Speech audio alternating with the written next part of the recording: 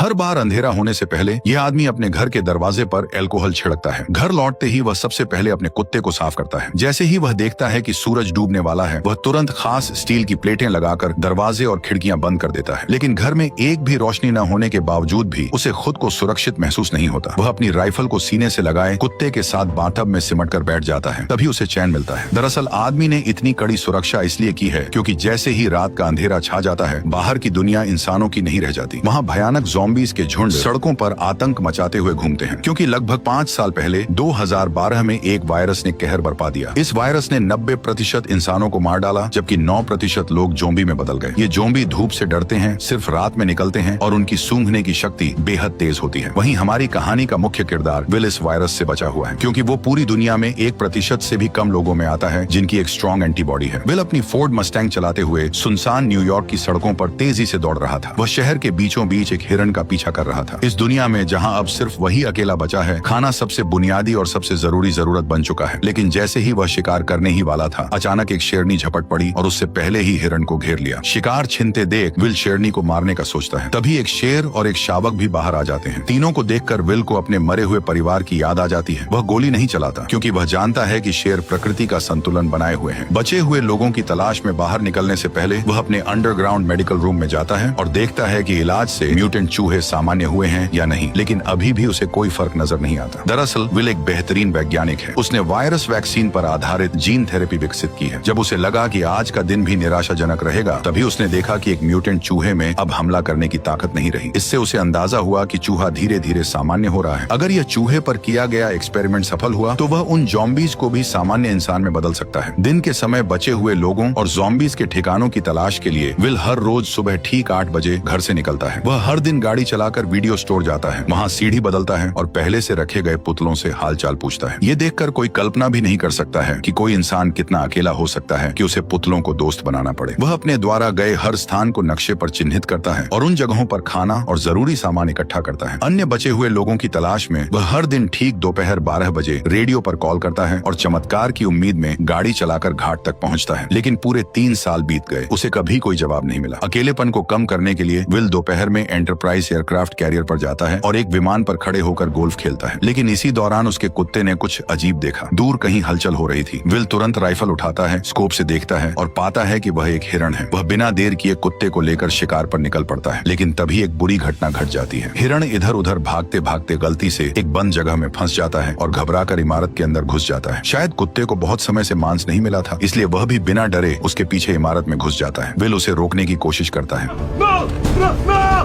Will घबरा जाता है, लेकिन अपने कुत्ते के लिए उसे अंदर जाना ही पड़ता है। अंदर पूरी तरह अंधेरा था, कुछ भी दिखाई नहीं दे रहा था। भले ही मैंने वीडियो की ब्राइटनेस पूरी कर दी हो, फिर भी माहौल और भी डरावना और भयानक लग रहा था। इस वक्त विल का दिल बुरी तरह घबरा रहा था, यहाँ तक कि एक आईना भी उसे डरा सकता था। जैसे ही वह ऊपर जाकर कुत्ते को खोज रहा था, अचानक उसे एक दर्दनाक चीख सुनाई दी। उसे डर था कि कहीं उसके कुत्ते के साथ कुछ बुरा न हो गया हो। वह खुद को दिलासा देते हुए आगे बढ़ा। सीढ़ियों पर पड़े खून के धब्बों का पीछा करते हुए मोड़ पर उसे एक जानवर का कटा हुआ सिर दिखाई दिया। राहत की बात यह थी कि आगे बढ़ने पर उसे पता चला कि वह अभी अभी मारा गया एक मूस था। लेकिन मूस के चेहरे पर मरने से पहले का डर साफ दिखाई दे रहा था। ये देखकर विल ने बंदूक तान ली और चारों ओर देखने लगा। तभी उसे एक और डरावना नजारा दिखाई दिया।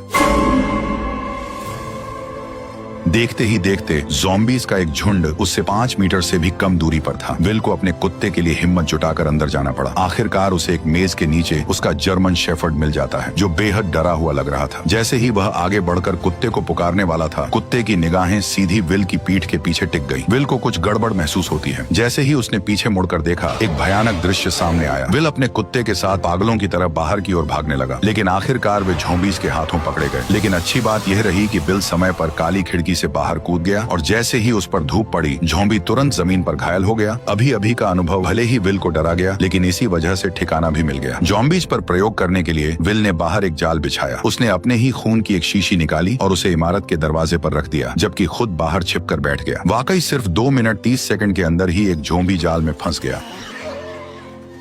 और जैसे ही जाल सक्रिय हुआ, एक जिंदा ज़ॉम्बी जबरदस्ती बाहर खींच लिया गया। लेकिन तभी एक गुस्से भरी दहाड़ के साथ एक डरावने चेहरे वाला ज़ॉम्बी अचानक बाहर आ गया, मानो वह विल को तुरंत ही जिंदा खा जाना चाहता हो। वह खुद भी नहीं समझ पाया कि यह ज़ॉम्बी इतना गुस्से में क्यों था। घर लौटने के बाद विल तो बस ज़ॉम्बी पर प्रयोग करने में ही लगा रहा। उसे बिल्कुल अंदाजा नहीं था कि ये फीमेल ज़ॉम्बी असल में अभी अभी दहाड़ लगा रहे उस ज़ॉम्बी किंग की पत्नी थी। विल के उसे पकड़ लेने की वजह से ही ज़ॉम्बी और इंसानों के बीच जंग पूरी तरह छिड़ गई। वह तो इस शहर का इकलौता जिंदा इंसान था, लेकिन उसे हैरानी तब हुई जब उसने देखा कि एक पुतले का सिर अचानक हिल गया। और भी डरावनी बात यह थी कि ये पुतला, जो असल में वीडियो स्टोर के दरवाजे पर होना चाहिए था, वह अचानक कई किलोमीटर दूर कैसे पहुंच गया, ये किसी को समझ नहीं आया। इतने में ही बिल ने अपनी बंदूक निकाली और पुतले पर तान दी, ये सोचकर कि किसी इंसान ने यहाँ पर उस पुतले को रखा है ताकि वो बिल से बात कर सके। लेकिन उसे आसपास कोई इंसान नहीं दिखा, क्योंकि असल में यह एक जाल है जो ज़ॉम्बी किंग ने बदले के लिए बिछाया है, क्योंकि उसने उसकी पत्नी को पकड़ लिया था। जब विल पुतले के पास जाता है और उसके नीचे पड़े पानी को देखने के लिए झुकता है, तभी अचानक ज़ॉम्बी किंग द्वारा बिछाया गया जाल सक्रिय हो जाता है और बिल हवा में लटक जाता है। विल के सिर पर लगी चोट के कारण वह बेहोश हो जाता है। जब सूरज डूबने वाला होता है, तब बिल अपनी अलार्म घड़ी को सुनकर जाग जाता है। जैसे ही सूरज की रोशनी खत्म होती है, डरावने ज़ॉम्बीज बाहर निकल आते हैं। तभी बिल अपनी कमर से चाकू निकालता है और घबराकर अपने पैरों में बंधी रस्सी को काटता है। लेकिन जैसे ही वह जमीन पर गिरता है, चाकू सीधा उसकी जांघ में घुस जाता है, जिससे अब और भी ज्यादा मुसीबत हो गई, क्योंकि डूबते सूरज की अंतिम किरणें गायब हो रही थी। अगले ही पल विल को गड़बड़ महसूस हुई। सामने की अंधेरी इमारत से डरावनी आवाजें आने लगी। इतने में ही ज़ॉम्बी किंग सामने आ गया और उसने 3 खूंखार शिकारी कुत्ते छोड़ दिए। लेकिन सूरज की बची खुची किरणों की वजह से वे उस तक नहीं पहुंच पाए। पर जैसे ही कुछ मिनटों बाद सूरज डूबता है, ज़ॉम्बी शिकारी कुत्ते पागल होकर हमला कर देते हैं। इस वक्त हमारे मेन कैरेक्टर की जान घायल है। उसकी जिंदगी और मौत के बीच उम्मीद की एकमात्र किरण है। वह जर्मन शेफर्ड है जिसने उसके साथ इस प्रलय में साथ निभाया है। ये जर्मन शेफर्ड उसका एकमात्र साथी है। उसके जीने की वजह है। उसे डर है कि उसका जर्मन शेफर्ड मर न जाए।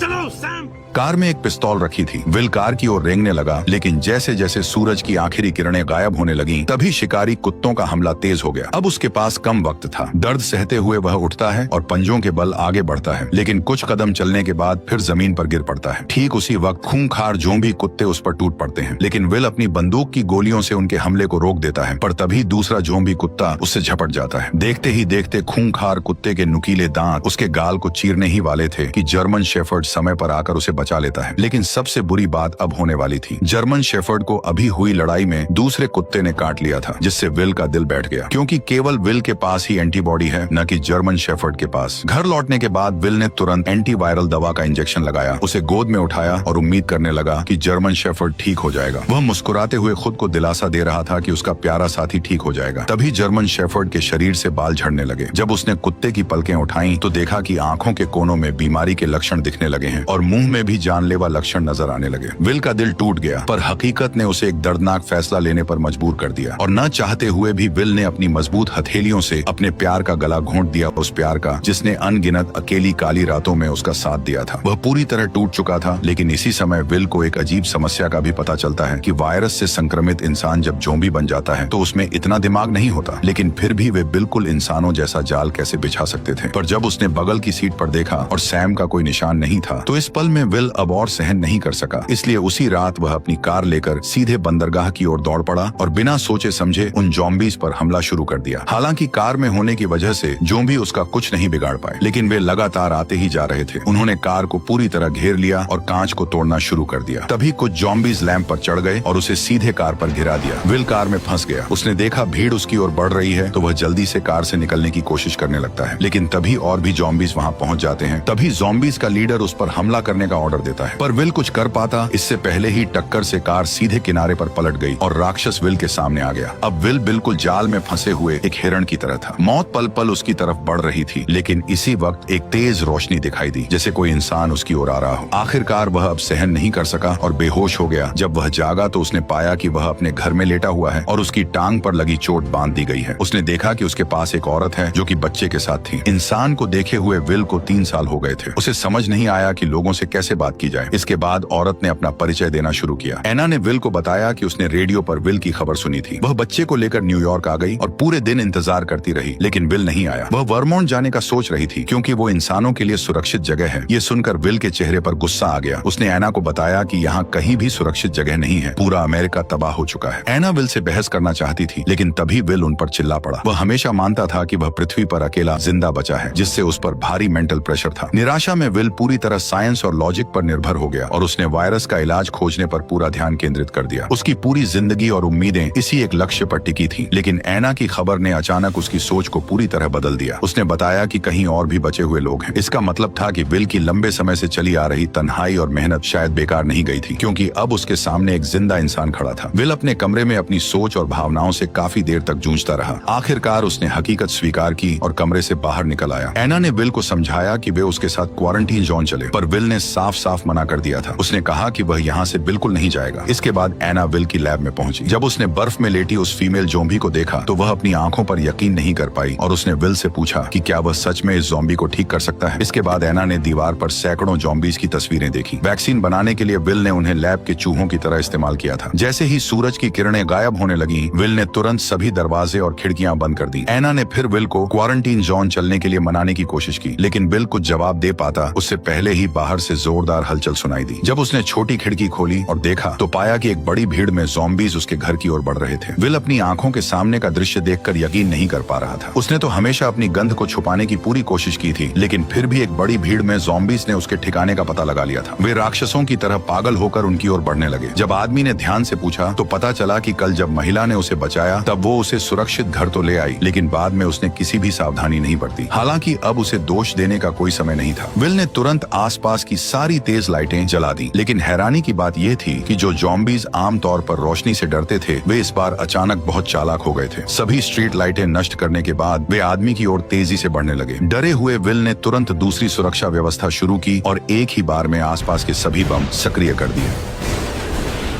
जब विल ने दोबारा देखा तो पाया कि सभी ज़ॉम्बीज बम धमाकों में मारे जा चुके थे, लेकिन जैसे ही वह एना को पुकारने लगा तो कोई जवाब नहीं मिला। तभी वह उसे ढूंढने ऊपर की ओर गया। ठीक उसी पल एक ज़ॉम्बी उस पर हमला कर देता है। वो उसे कसकर पकड़ लेता और सीधे जमीन से उठाकर मेज पर फेंक देता है। असहाय विल बेरहमी का शिकार बनता है। जैसे ही ज़ॉम्बी सोचता है कि विल मर चुका है, तब उसे पता नहीं होता कि वह अब तक नाटक कर रहा था। वह मौका पाकर पेचकस उठाता है और ज़ॉम्बी पर वार कर देता है, लेकिन यह वार उसे कोई नुकसान नहीं पहुंचाता। ज़ॉम्बी उसे उठाकर नीचे फेंक देता है। अब जैसे ही ज़ॉम्बी किंग गुस्से में उसकी तरफ गुर्राता है, तभी विल जल्दी से पास से एक राइफल उठा लेता है, पर ज़ॉम्बी ऐसे भाग जाता है जैसे उसे पता हो कि इंसानी हथियार कितने खतरनाक होते हैं। विल इधर उधर निशाना साधता है, लेकिन ज़ॉम्बी सीधे दीवार के पीछे छिप जाता है। इसलिए विल तुरंत गैस सिलेंडर पर निशाना साधकर गोली चला देता है।